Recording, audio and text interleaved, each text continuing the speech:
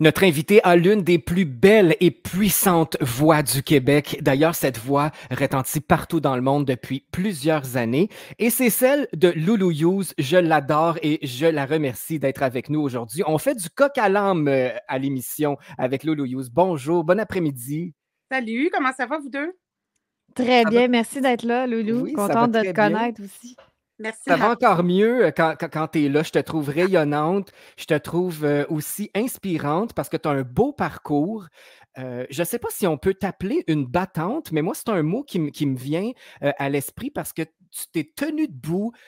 Tu es une fonceuse, en fait. Ouais, c'est mieux que battante. Tu es une fonceuse. Ben, écoute, je pense qu'on a tous ça en nous, tu sais, à partir du moment où on est mis devant, tu sais, des épreuves ou peu importe, là, tu sais, on choisit. C'est soit qu'on avance, soit qu'on fonce ou soit qu'on s'écrase. Puis moi, je choisis de foncer, mais je pense qu'on a tous ça en nous, tu sais, on a tous ça en nous. On est tous égaux à ce niveau-là, c'est juste qu'on ne s'en sert pas tous de la même façon. Exactement. Et toi, tu ne l'as pas eu facile dans le sens que tu es allé à la dure école, la vraie école de la vie. Donc, tu as commencé ta carrière dans les bars. Y a-tu quelque chose de plus tough que l'école des bars, hein? Ben, mais oui, ben non, en fait, c'est vrai que c'est dur. Pas, tu sais, j'ai quand même 55 ans, c'est comme ça que ça se passait. Tu sais, à l'époque, les bars, c'était la place pour les musiciens, il y avait des shows partout. Mm. Euh, Quand on est jeune, c'est pas si pire. ben, Ça- exactement, là, tu ouais. sais, je veux dire, j'avais la forme, j'avais la jeunesse qui venait avec moi. Tu sais, c'est dans le temps aussi où tout le monde fumait dans les bars, là, parce que Oui, oh oui, Ah, mon quelle j'ai comme- horreur. ouais, j'ai commencé à chanter dans les bars vraiment à la fin des années 80, là, en 89 pour être précis. Fait que, tu sais, tout le monde fumait, là, dans ce temps-là. C'était, je veux dire, toutes les années 90. Tu sais, je chantais dans un nuage de fumée. Moi, j'ai fumoté adolescente pour faire comme tout le monde, mais j'ai jamais aimé ça. Fait que j'ai Hmm. pas gardé ça. Puis dès que je me suis mis à chanter professionnellement, pour moi, ça a été clair que, tu sais, fumer, c'était pas une option. Mais fumée secondaire, Tu fumais par défaut tous les soirs. ouais, Ouais, c'est rough pour la gorge, effectivement. Je l'ai ouais. vécu. Puis oui, oui, je te comprends. Est-ce que tu as toujours su que tu voulais faire ce métier-là parce que, bon, tu as commencé dans les bars, tout ça, tu as eu un parcours assez impressionnant, beaucoup de télé aussi à tes débuts avec l'émission Beau et Chaud. Qui se rappelle de cette émission-là? C'était l'émission là, qu'il fallait écouter avec Norman Brathwaite. Ensuite, tu as fait partie des chorales gospel avec la voix que tu as. C'est un don de Dieu, c'est un talent incroyable que tu as. Tu as une voix unique. C'est donc bien fin, merci. Tu viens d'une famille de musiciens, là. Je pense que tu as baigné dans la musique toute ta vie Ouais, aussi. oui, mes deux parents étaient. Mon père était chanteur-guitariste, ma mère, elle chantait dans son band.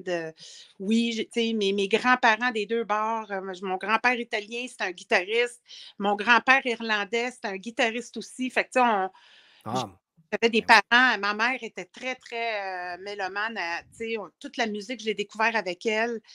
Euh, Fait que, tu sais, oui, je suis vraiment tombée dedans quand j'étais petite. Oui, j'ai toujours su que je voulais chanter, que je voulais être sur une scène, mais j'aimais beaucoup et j'aime encore beaucoup ben, la danse. J'ai fait beaucoup de danse aussi, puis j'ai fait beaucoup de théâtre. J'ai toujours aimé jouer, j'ai toujours voulu être comédienne. Ça aussi, ça a toujours fait partie de mes amours. Tu sais, chanter, ça va avoir l'air bizarre, parce que, ben, je veux pas avoir l'air prétentieuse, mais c'est comme si c'était tellement quelque chose qui se passait partout chez nous que je c'est pas ça que je suis allée étudier. Moi, j'ai vraiment pris tu sais, j'ai fait des cours de danse, des cours de théâtre, tout ça, parce que chanter, c'était plus naturel pour moi. Ça venait tout seul, c'est ça.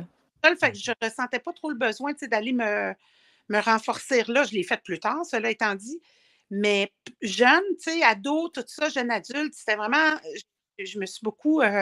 J'ai pris beaucoup de cours de danse et de théâtre parce que ça venait moins naturel, mettons. Tu sais. Donc, tu voulais te perfectionner. Est-ce que c'est là que rentrait en cause ta présence dans Starmania? Parce que tu as fait Starmania en 1999 dans le rôle de Marie-Jeanne. Il fallait jouer, il fallait mettre ça en pratique. Ouais. Ben, tu sais, c'est venu après parce que quand j'ai fait Starmania, j'avais 32 ans là, quand même. Hein. Je n'étais pas jeune, jeune, jeune. Fait que, Donc, le théâtre et tout ça, tu avais déjà expérimenté ça avant. ben oui, c'est OK. ça. mon adolescence, j'ai fait du théâtre. J'avais déjà fait des petits films, des petites affaires, rien d'énorme, tu sais, mais j'avais toujours baigné dans tout Ben, ce tu que... as joué dans le film La Rage de l'Ange, puis Suzy. Ouais, c'est C'est ça, après. OK. c'est dans les années 2000. Mais, tu sais, c'est quelque chose que j'ai toujours aimé et que j'aime encore et que je veux encore faire. Tu sais, je rêverais là, d'avoir un rôle dans une télésérie ou dans un film. J'aime beaucoup ça jouer, vraiment beaucoup. Ah, Bon, donc ben, peut-être au cinéma aussi, Ouais. un rôle au cinéma? l'annonce Ah, est faite. oui, exactement. Hey, tu sais-tu, Loulou, moi, il faut que, il faut que j'amène quelque chose à ton attention parce que c'est très drôle, ça. Je suis un gars de dance, hein, tout le monde sait mon parcours ou presque. Là, j'ai géré des DJ, puis c'est vraiment ma tasse de thé, là, c'est vraiment la dance music. Et quand j'ai entendu la chanson Release Yourself avec Antoine Clamaran, c'est un DJ français très connu, je Ouais. pensais que c'était Noir qui chantait ça. Non, c'était moi. Non seulement C'était c'est pas juste moi qui la chante, c'est moi qui l'ai écrit, la toune. En plus, En fait que plus. c'était une grosse révélation pour moi parce que c'est un hit international. Tout Ouais. le monde a dansé là-dessus aux quatre coins de la planète. Et moi, je pensais que c'était une diva du house music, une diva là, des États-Unis dans la trempe des Carol Gianni, puis Martha Wash et tout ça. Et quelle belle surprise en plus! Tu as Ouais. fait plusieurs collaborations Ouais. avec Antoine Clamaran, donc tu es devenu quoi? On peut appeler ça Ça sa muse? muse ou Ben, ouais. il a travaillé avec d'autres mondes aussi, mais on avait une super belle collaboration. C'est vraiment un gars super trippant, Antoine, vraiment gentil. Mais Il est comment ça s'est fait, le lien, Loulou? Ben, écoute, quand je faisais Starmania, à tous les dimanches, j'habitais à Paris à l'époque, à tous les dimanches après notre matinée, parce que le dimanche, c'était une matinée. Le samedi, on faisait une matinée puis un soir. Puis une matinée. Des matinées en théâtre, ce qui veut dire c'est à 4 heures de l'après-midi. Oui, bien sûr, pour eux. C'est ça. On finissait relativement tôt avec mon Ziggy, qui est resté un grand ami aujourd'hui, Andy Cock. On allait manger après, puis on allait au Queen à Paris, qui était là Ah oui. à l'époque. À tous les dimanches de 1999 à 2002, j'étais là. Et Antoine, c'était un des DJ du dimanche qui appelait ça, à l'époque, ça s'appelait ça avait un nom, là, ce dimanche-là. Puis là, c'était plein c'était plein de travestis, puis c'était vraiment, c'était une soirée gay, évidemment, là. Et Antoine était DJ là, puis Antoine Clamaran est très beau. C'est vraiment un mot t'as dit Un beau. bel homme. Bel homme. Puis j'avais vraiment, tu sais, je tripais dessus complètement. Fait qu'à tous les dimanches, j'allais là, puis je rêvais de faire une collaboration avec lui, tu sais. À la toute fin de mon contrat de Starmania en 2002, j'ai pris mon courage à deux mains. Je suis allée le voir dans le boat après 3 ans, que lui, il me voyait là tous les dimanches. Et je lui ai dit, je suis une chanteuse de Montréal, je viens de terminer un contrat de Starmania, j'étais Marie-Jeanne, j'aimerais vraiment ça collaborer avec toi. Je m'en retourne à Montréal, je vais t'envoyer des trucs. J'ai OK. envoyé des trucs et évidemment, ben, il m'a appelé. Et c'est ça. Fait que là, moi, à cette époque-là, quand il m'a appelé, j'étais en train de faire mon premier album. Fait que c'est en 2002. Je suis en train de le finir même. Et il m'a dit, OK, je vais t'envoyer une toune, puis j'aimerais ça que tu écrives de quoi, tu sais, je vais t'envoyer comme un beat, puis de quoi, là, puis écris quelque chose là-dessus, tu sais. J'ai dit, OK. Il m'envoie un beat avec tan, tan, tan, tan, tu sais, le back de... Mais là, tu sais, moi, j'avais jamais fait de dance avant. Là, j'étais là, OK, moi, j'étais habituée de travailler verse, chorus, bridge, verse, tu sais, il y a une forme, tu sais, mais là, il n'y avait rien. Il y avait juste, il y avait un beat, un loop avec, tu sais, comme une note en arrière. Puis, fait que j'ai écrit la toune, tu sais. Fait que là, pas de nouvelles de lui, pas de nouvelles de... Puis là, il m'avait dit, je devrais venir à Montréal dans le coin de février parce que je m'en vais mixer à telle place, fait que je devrais être là, tu sais. J'ai pas de nouvelles de lui. Là. Moi, je suis en train de finir mon premier album. Je suis vraiment à la fin. Là, on est en février. Fait que je suis en train d'enregistrer mes voix là, pour mes dernières tunes. Après ça, on tombe au mix. L'album était sorti au mois de mai. Tu sais.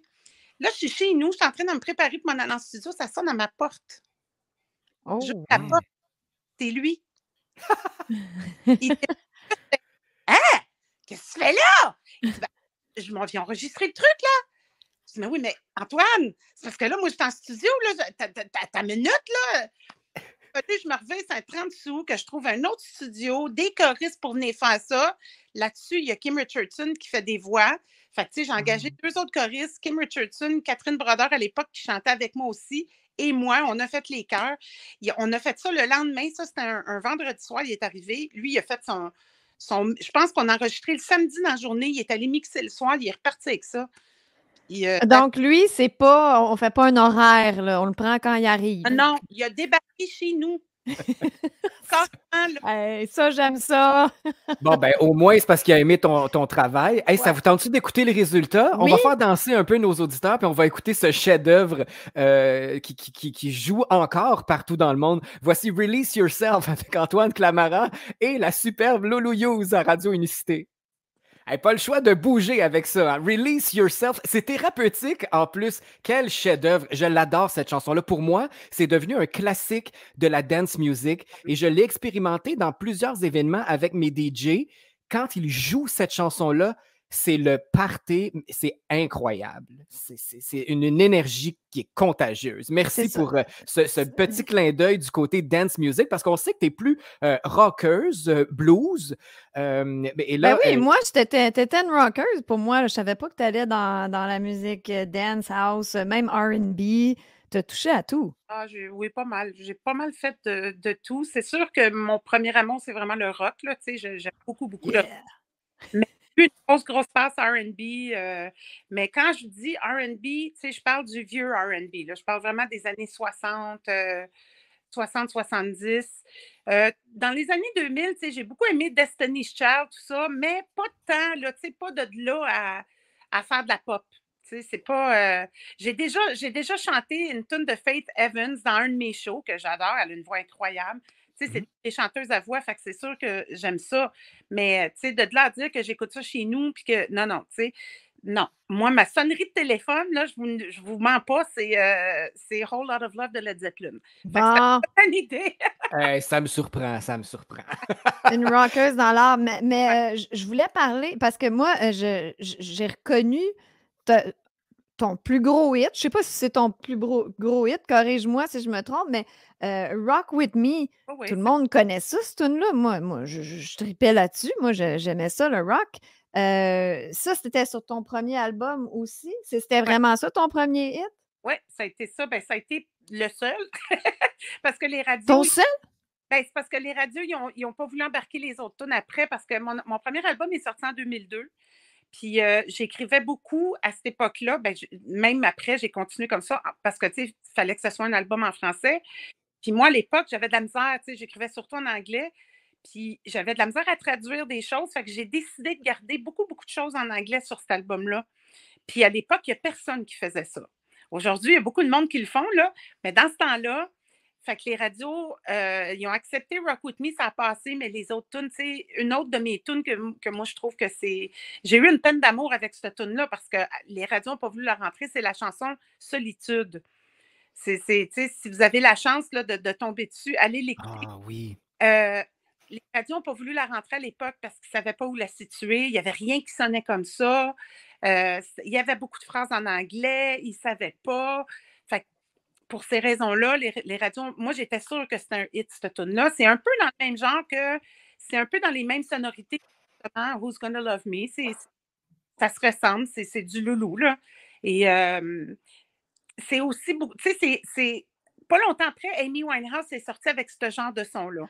Ah, mon Dieu! Ben, je ne sais pas si tu voudrais aborder ça, Loulou, parce que c'est un peu délicat. Moi, je vais faire référence à ton deuxième album. Je trouve que ton deuxième album est un chef-d'œuvre incompris.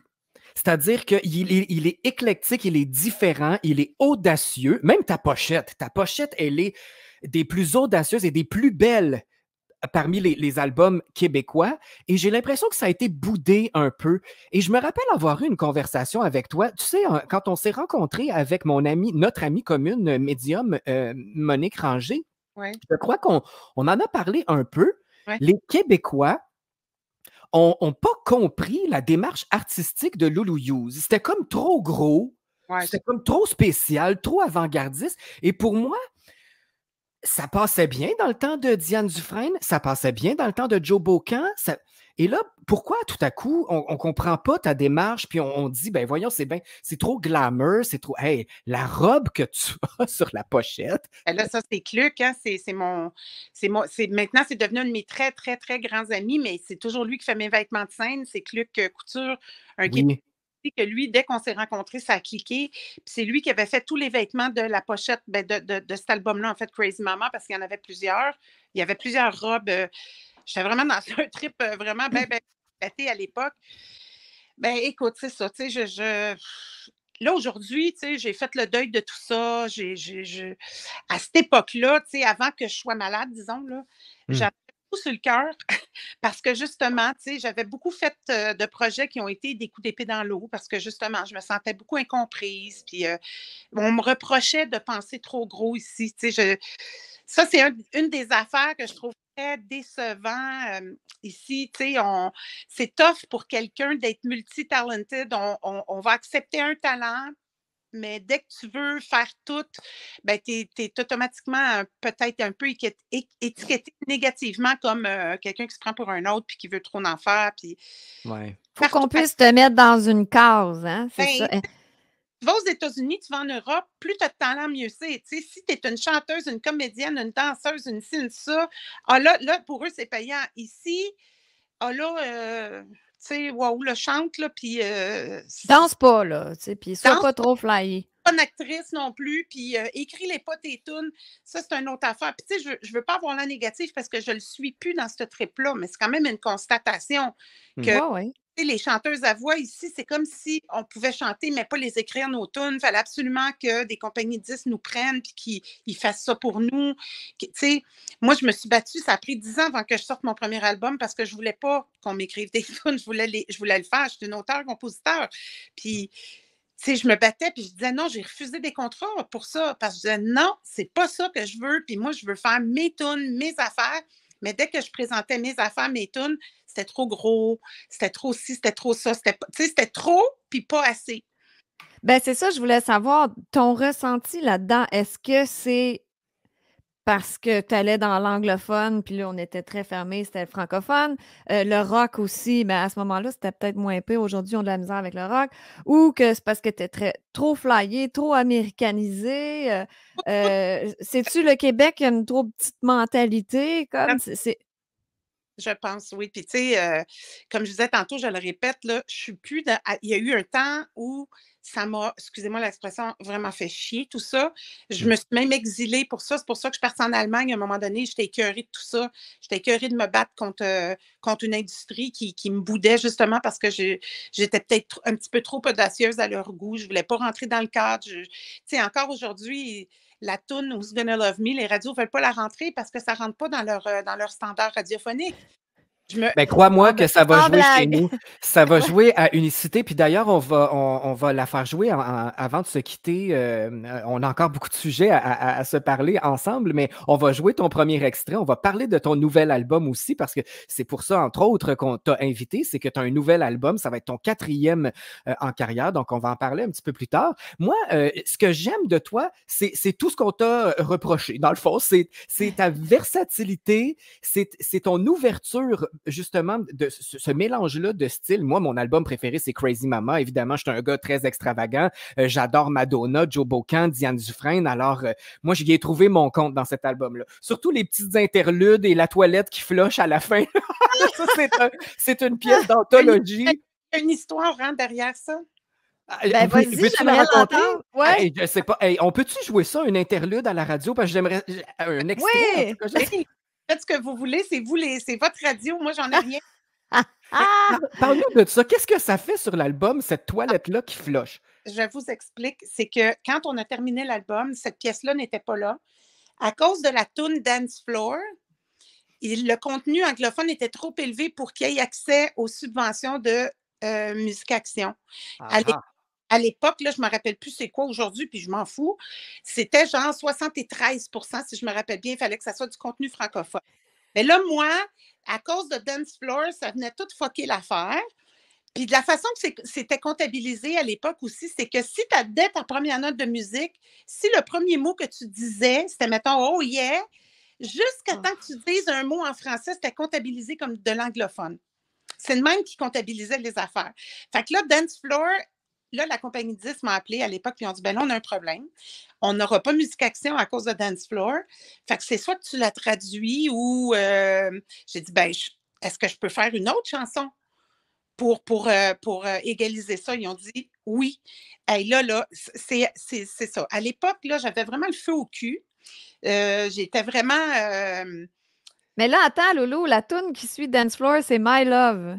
Non, mais la dernière toune qui s'appelle. Après ça, OK.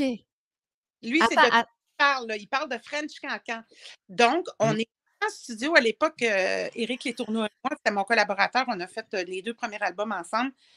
Puis là, j'étais tellement en maudit que je suis allée chercher j'ai même choisi le titre French Cancan parce que c'est dans le dictionnaire francophone. C'est pour ça, parce que c'était comme un peu un pied de nez pour leur dire, allez tout chier, vous êtes une gang d'épais, on est obligé de retourner en studio puis de faire une affaire de même pour avoir notre quota, pour avoir de l'argent du gouvernement pour justifier que c'est un album francophone. Je trouvais ça ridicule. Fait que c'est pour ça que j'ai mis un amalgame de bol de toilette, de rire, d'un monsieur qui parle qu'on comprend rien. L'extrait là, du monsieur qui parle, là, c'était au Parlement. Il parle en français. On ne comprend rien de ce qu'il dit. On ne comprend rien, mais il parle. C'est en français. Mais... Hey, toi, t'es ma chum, Loulou. Je comprends. J'adore ton côté mouton noir. Je comprends pourquoi vous êtes amis, Sly et toi. J'adore tellement ça que je foute le programme en l'air pour écouter cette pièce d'anthologie. Voici French Cancan. C'était pas prévu, mais voici Loulou Hughes avec cette merveilleuse pièce. N'est-ce pas merveilleux, cette pièce d'anthologie? French Cancan avec Loulou Hughes, c'est un pied de nez à cette... Est-ce que c'est une loi? Oui, c'est une loi parce que ça t'a empêché d'avoir cette subvention-là, mais que tu as eu grâce à l'inclusion de cette pièce qui est vraiment pour les remettre à leur place. Hein? Avez-vous entendu même, Amélie, elle disait hors micro, que pour les faire chier, ben, on a même mis un pet. Vous avez mis un pet. Tant qu'à être, on va les faire chier ben d'aplomb. Ah ouais, on pète. Ah, c'est très drôle. Non, c'était j'avais beaucoup, à l'époque, beaucoup de frustration à cause de ça parce que je me faisais fermer beaucoup de portes. J'ai réussi à faire une fois la fête de la Saint-Jean sur les plaines d'Abraham. Après ça, on m'a toujours dit non parce que j'avais des phrases en anglais dans mes chansons. Puis moi, cela étant dit, je suis très fière de parler français. Je suis une fière... citoyenne d'ici, pour avoir voyagé partout dans le monde, je pense vraiment là, qu'on est vraiment à bonne place, surtout avec tout ce qui se passe là, géopolitiquement parlant. Il n'y a pas meilleure place pour moi qu'ici, sur la planète, sauf que je suis une citoyenne du monde. Moi, dans ma tête, je ne suis pas une Québécoise, je ne suis pas une Canadienne, je suis une terrienne. Fait que on est toutes poignées sur la boule, on ne peut pas s'en aller nulle part. Fait que moi, j'embrasse les autres cultures. Je parle 3 langues. Je suis très fière de parler 3 langues. Puis je trouve ça bien plate là, que je sois brimée à cause de tout ça. Parce que, je veux dire, je ne suis pas sûre qu'on aurait dit à Picasso, mais pas de dans ta peinture parce que ça représente, c'est trop fédéraliste. Il faut que ça soit tout bleu. On n'aurait jamais osé lui dire une chose comme ça. Puis tu as raison, c'est une création artistique quand on écrit. Puis c'est même relier sa propre culture, c'est son origine à soi de dire non, je ne peux pas mettre de l'anglais dans ma toune à un moment donné. Moi, je suis de culture et francophone et anglophone. Mon père, c'est un Irlandais anglophone. Ma mère, c'est une Italienne francophone. J'ai grandi là-dedans. Donc, je trouve ça... moi, je suis brimée en tant qu'artiste parce que je n'ai pas le droit de vivre de cet art-là, mais je continue. Je continue de le faire malgré tout. Puis, qu'est-ce que tu veux? Ça m'amènera où ça m'amènera. Mais oui, en effet, j'ai choisi peut-être le chemin le plus long. Mais je trouve ça merveilleux parce que moi, ton parcours, là, je l'adore parce que justement, c'est plein de subtilités, de diversité là-dedans. Tu as été choriste pour Dan Bigra, pour Rock Voisine. Alors là, on s'entend que c'était vraiment des artistes francophones. Rock Voisine a fait de l'anglais aussi, mais tu as été choriste pour Too Many Cooks aussi, un groupe anglophone québécois. Même Barry White. Wow! Oui, c'est parce que quand il était venu au Québec avec Kim Richardson, puis... on n'a pas été en tournée avec, là, mais on a chanté avec lui. Il était super fin en plus, monsieur-là, un amour. Donc, Ah, tu j'en vois, doute. tu passes de sommité comme ça, de différentes langues, différents styles musicaux, et pourquoi on devrait se limiter, dans le fond? Alors, moi, tu es un exemple de fille versatile qui veut s'exprimer à travers son art et qui ne porte pas d'étiquette. Alors, chapeau pour ça. Moi, c'était mon petit grain de sel par rapport à ça. J'adore la diversité, puis je suis contre la censure Ben, ou moi les aussi. limites.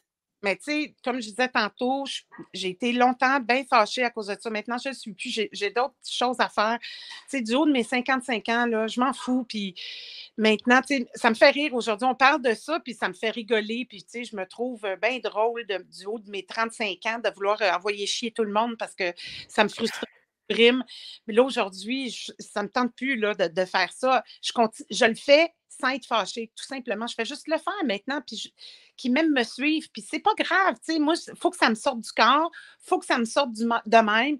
Puis, tu sais, ceux qui m'aiment pas, ben qu'est-ce que tu veux que je fasse? Je peux rien faire. Il y en a plein qui m'aiment. C'est là-dessus qu'il faut que je focus, tu sais. Mais J'adore cette attitude-là. Hey, Amélie, je ne peux pas recevoir Loulou Use sans te parler d'un highlight. Pour moi, c'est un highlight de la carrière de Loulou. C'est son hommage à Janis Joplin.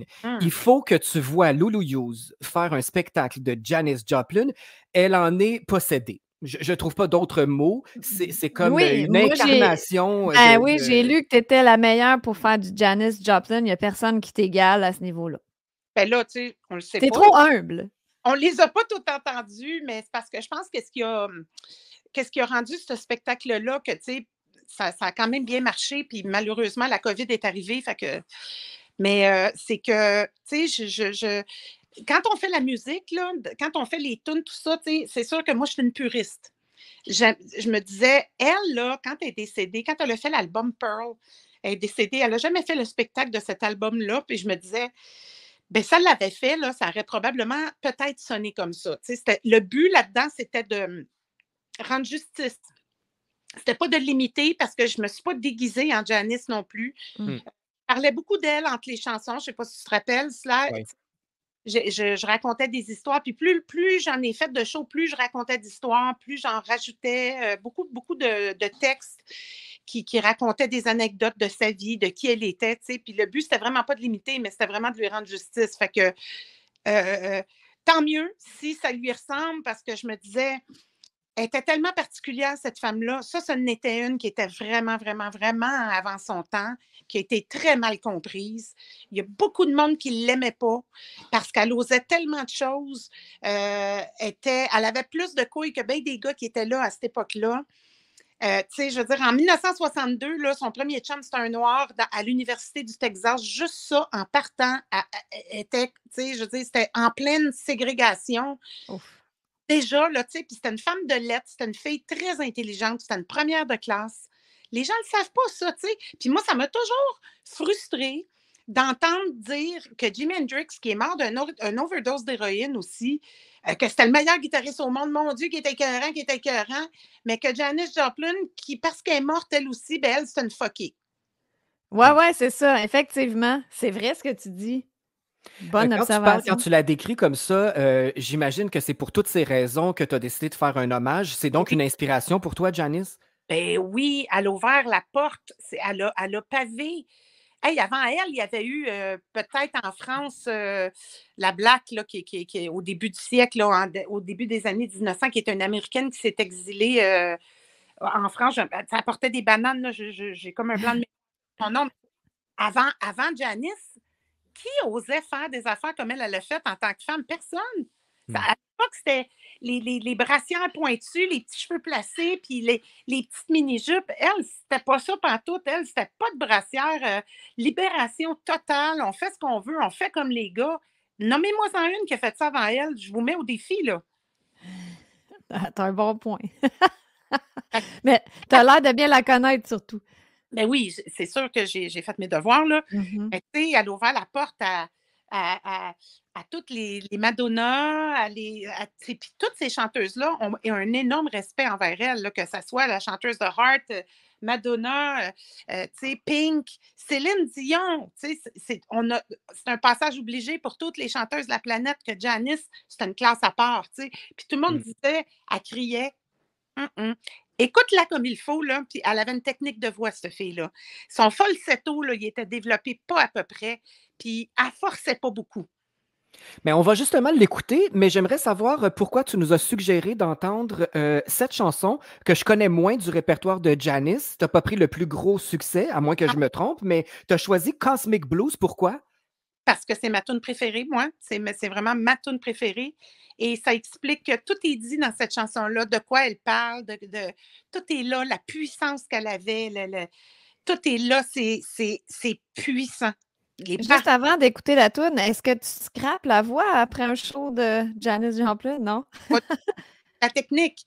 Un coup, tu as compris que c'est ça, qu'elle est tout le temps en falsetto. Là, on parle de technique de voix de chanteuse, là, tu sais. Quand elle est dans son range, là, qui est moi, je dirais, c'est pas une alto, Janis. Moi, je pense que c'était une mezzo-soprano. Ça l'avait fait la musique classique. Elle avait quand même un range assez haut. Puis dès qu'elle tombait, elle s'était développée une technique rock. Là, elle tombait dans son falsetto. Puis le falsetto, c'est pas dur, là. Ça magane pas la voix, le falsetto. Non. Ben, Amélie est quand même chanteuse. Fait que là, j'aimerais lui lancer un défi. Tu me feras une toune de Janis Joplin un moment donné en spectacle à quelque part. On va essayer de comprendre quel genre de voix elle a. Pourquoi j'ai l'impression que je sais pas si ça va sortir aussi bien que Loulou. Ah, ben, je te l'ai dit, Loulou est spécial. À chacun sa voix, mais c'est ça, tu sais, techniquement parlant, quand elle montait très haut, tu sais, Summertime, là, c'est un bon exemple, là, sa première note, Summer, c'est ça du falsetto. OK, ouais. Voilà. Là, c'est même pas fort.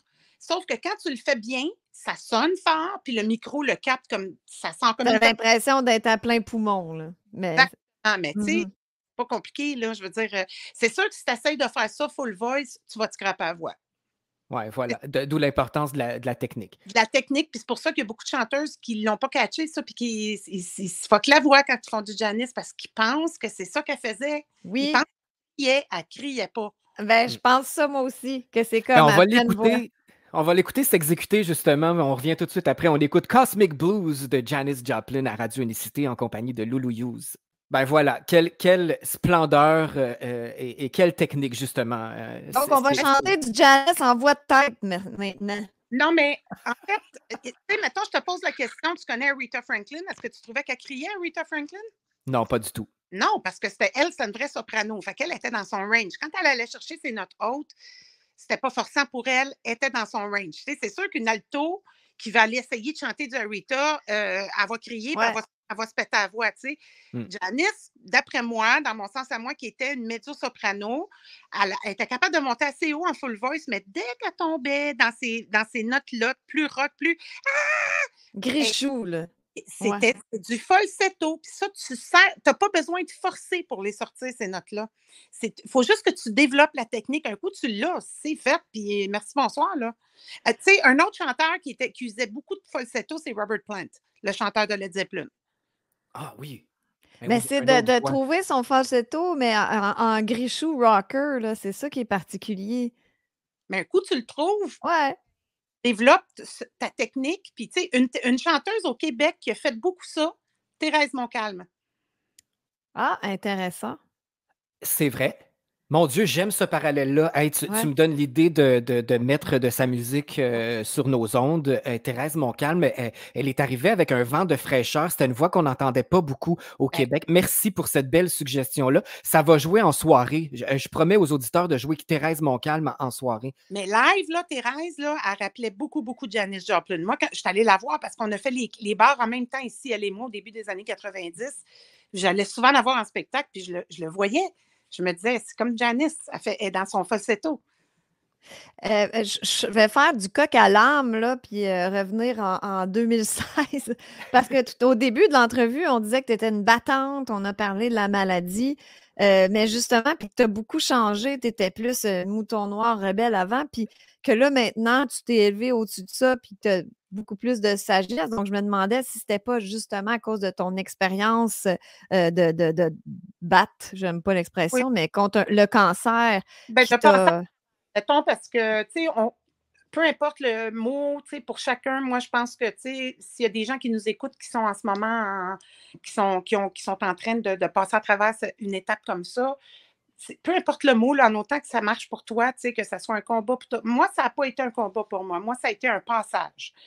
Puis, tu sais, c'est vraiment là que j'ai compris là, qu'il n'y a rien qui dure dans la vie. Tout finit par passer. Puis, c'est quelque chose que je me répétais beaucoup pendant mes traitements de chimio. J'ai une de mes très, très bonnes amies, Sabine, qui me le disait. Loulou, oublie pas, ça va finir par passer. Fait que, tu sais, aujourd'hui, quand je vois du monde qui passe un mauvais stretch, c'est tout le temps ça que je leur dis.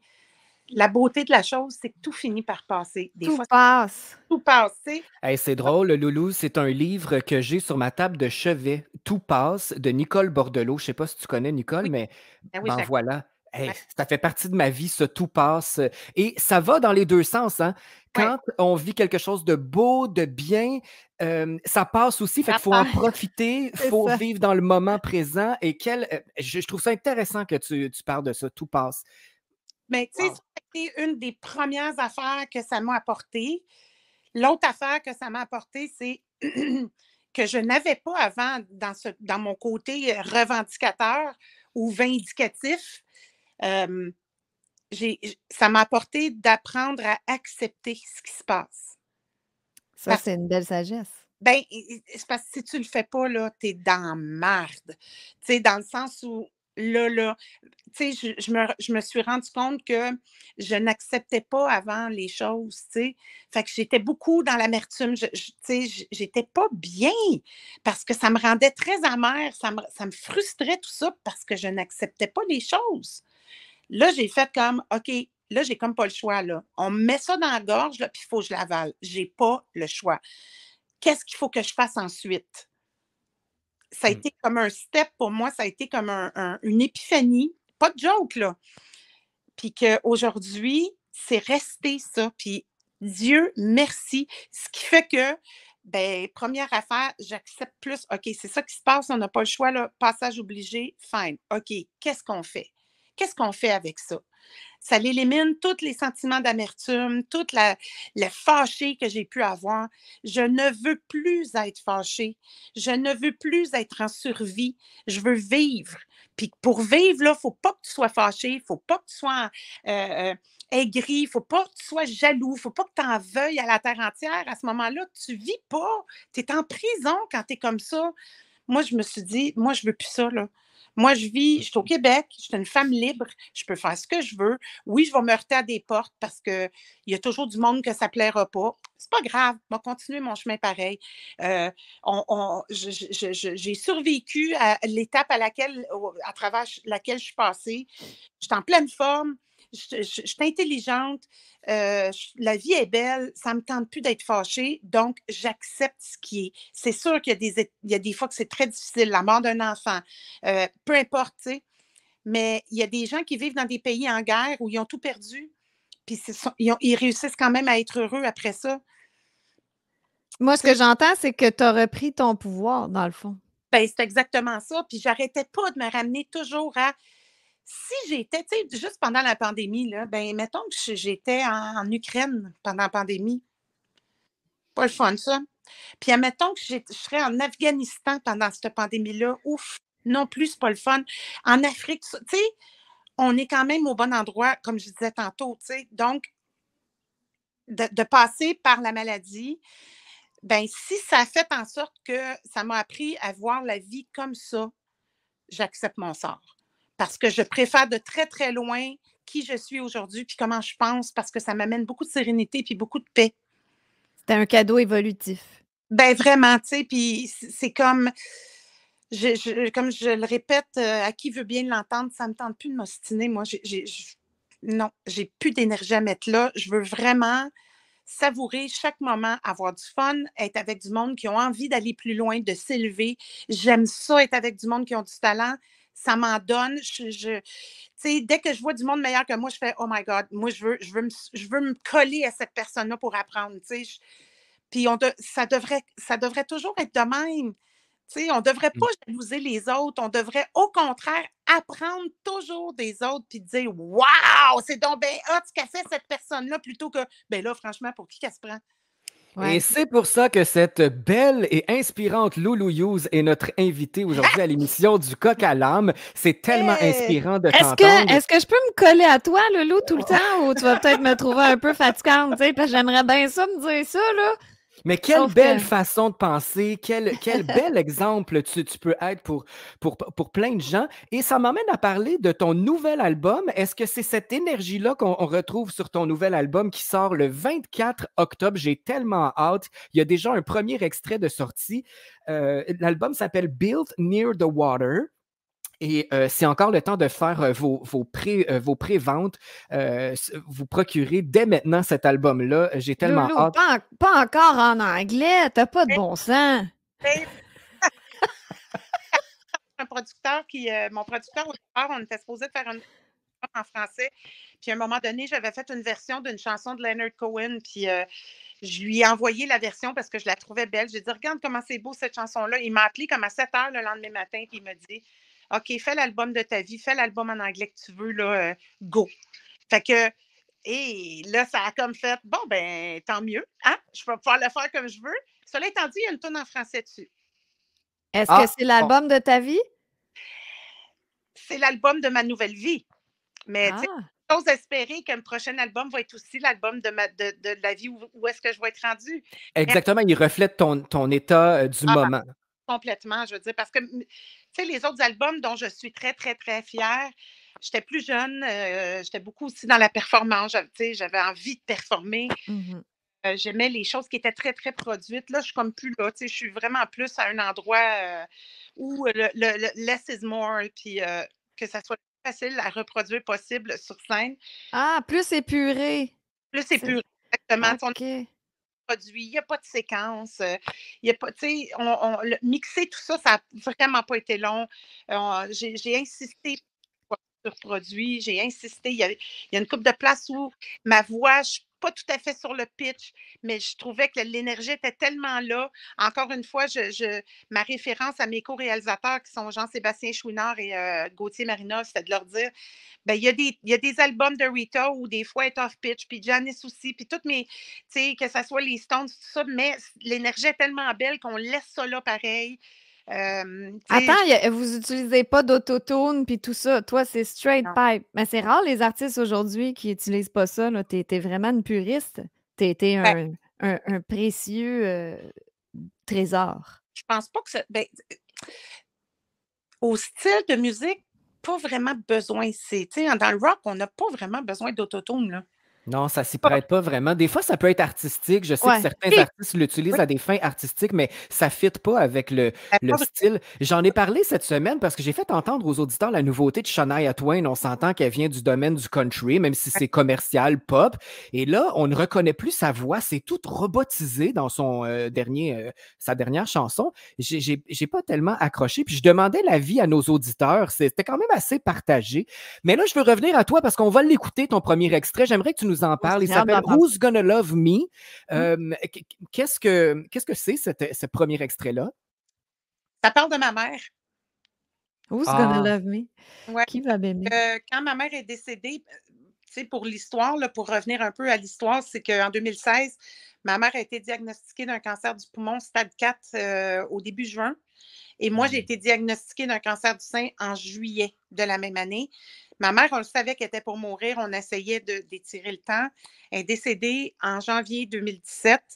Et le soir où elle est décédée, quand je suis revenue dans tu sais, elle était au centre, elle était dans un centre de fin de vie, Victor Gadebois, ici sur la Rive-Sud, qui est extraordinaire, exceptionnel. Mon Dieu, il devrait avoir ça partout. C'est incroyable comment ça a été une expérience. Elle m'a accouchée, puis moi, elle m'a aidée à naître, puis moi, je l'ai aidée à mourir. Mais tu sais, tous les enfants, pas juste moi, là. Mais c'est vraiment quelque chose d'extraordinaire d'être là pour voir quelqu'un qui décède. C'est l'affaire la plus dure, mais c'est aussi l'affaire la plus vraie. C'était l'affaire la plus dure de ma vie, mais aussi une des affaires les plus belles qui m'ait été de voir.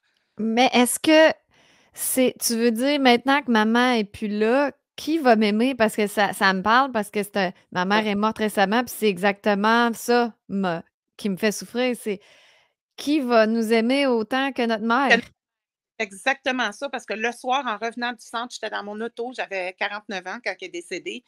Je pleurais comme un bébé. Là, puis je me disais, mais qui va m'aimer comme ma mère? Là? Il n'y a plus personne. Cet amour-là, là, qui va me la donner? Il n'y a, Ouais. plus personne qui va m'aimer comme elle, tu sais. Puis je le sais qu'on est tous. Là, c'était pas quelque chose d'égoïste. C'était la petite fille de 8 ans là, qui pensait, là. Tu sais, je le sais qu'on a tous ça en dedans de nous, notre mère ou notre père. Qui va nous aimer comme nos parents? Fait que c'est de ça que je parle dans cette chanson-là. C'est un peu la peur de se retrouver seul, j'imagine. Il y a une peur cachée derrière ça, mais effectivement, qui va nous aimer autant que notre mère, que notre père? Ça me parle beaucoup. En tout cas, j'ai hâte d'entendre la chanson. La voici tout de suite. Moi, je suis très ému parce que j'ai perdu ma mère aussi. Alors, On est les trois dans le même bateau en ce moment. Ouais, Hein? ouais. Je pense que cette chanson-là va vraiment nous parler. on écoute Who's Gonna Love Me avec Lulu Hughes. J'ai comme de la misère à... Tu as le temps de reprendre tes esprits, mais Je me demande même comment je vais faire pour la chanter live parce que, tu sais, je ne l'ai jamais chanté. Tout a été. Hey boy. Nous autres, on a tout écrit. Tout s'est fait en studio. La seule tune qui existait, il y a un cover sur l'album, c'est How Can You Mend a Broken Heart des Bee Gees. ouais, c'est beau ça. Tout le reste a été fait en studio. Fait que j'ai jamais chanté ces tunes-là live. Là. Mais tu les as faites dans l'optique de les chanter live pour que ça soit comme le plus fidèle à l'album possible. Oui, oui. Parce que comme je disais tantôt, je suis une puriste. Moi, j'aime ça reproduire ce qui a été fait. Puis là tu sais, c'est sûr qu'à un moment donné, je vais être en forme, je vais les avoir faites plein de fois. Là, je vais pouvoir me permettre d'essayer d'autres affaires, tu sais. Mais en gros, je le sais que les gens, ils ont envie de l'entendre comme c'est fait, tu sais. Ouais. Oui, tout à fait. Vrai. Tu me fais réfléchir moi-même parce que mes chansons sont très, très, très produites. Et puis là, ça me fait peur. Bon, il faut que je les fasse live maintenant. C'est pas évident. Mes 2 premiers albums, c'était ça. C'était pas facile. Là. Ça me prenait des danseurs, ça me prenait ci. On Ouais. était 13 sur scène pour reproduire les albums. Tu sais, j'avais des brass, 2 guitaristes, keyboard, 2 choristes, les séquences, les ci, les... Mais finalement, ça coûte cher aussi, là. Tu te retrouves, tu vas en show, tu fais 5 piastres après avoir payé tout le monde. Moi, tout le monde était payé, mais moi, je faisais pas vraiment d'argent. Je veux qu'on parle du reste de l'album parce que c'est quand même, ça fait longtemps que tu n'as pas fait un album complet. Ça sort le 24 octobre. Je rappelle le titre, Built Near the Water. Est-ce que c'est un album qui a été fait sur le bord de l'eau? Ben non, mais moi, l'eau m'inspire beaucoup. Mais c'est parce que, bon, j'ai habité 7 ans en Allemagne. J'ai été mariée avec un Allemand. Ma fille est née là-bas. Ça n'a pas été des belles années pour moi, l'Allemagne. Je n'étais pas très heureuse là-bas. Sauf que mon ex-mari, parce que je suis divorcée, il m'a donné 2 choses. Il m'a donné un bébé que j'ai aujourd'hui avec moi, ma belle grande fille, ma belle Mélodie qui est rendue à 12 ans. Puis à un moment donné, on parlait, tu sais, puis je parlais justement de ma carrière. J'étais avec lui, j'étais là-bas en Allemagne. Puis à un moment donné, il me dit Oh my God, you were really built near the water. Là, je fais c'est quoi ça? Qu'est-ce que tu veux dire par là? Il dit ben, c'est une expression allemande qui veut dire quelqu'un qui est très proche de ses émotions, très émotif. On va dire que cette personne-là is built near the water. Oh! Et je me suis dit, je vais avoir un album qui va s'appeler de même à un moment donné. Et là, Ben ça le se passe. voilà. Et Mais je l'ai. il t'a donné un 3e cadeau. Tu parles en allemand. Tu as dit tout à l'heure Oui, que tu étais trilingue. en effet. En effet. Ben, c'est pas lui qui me l'a donné, c'est moi qui l'ai appris. Là, puis, Effectivement. pas facile. Mais non, c'est ça. Fait que c'est resté parce que c'est vrai que je suis une personne très émotive. Je suis très sensible. Je suis même une hypersensible. Et tu sais, moi, l'eau, ça m'inspire. Souvent, j'ai des idées de tunes, puis ça vient pendant que soit je suis dans le bain ou dans la douche. Effectivement. Moi aussi. Je trouve que l'eau est conductrice, donc elle doit conduire les idées. Je sais pas. J'adore ce titre-là d'album et je vous invite à vous le procurer en pré-vente. Il nous reste quelques jours pour le précommander parce qu'il va être disponible le 24 octobre. On fait quoi pour te suivre et pour commander tout ça? Est-ce que c'est sur ton site Internet à toi? Oui, Lulu You, c'est tout là que c'est à travers Facebook. Si vous pouvez venir voir sur ma page web, ma page de Facebook, sur ma page Instagram. Vous avez accès aux liens. Tout est là. Vous pouvez commander l'album.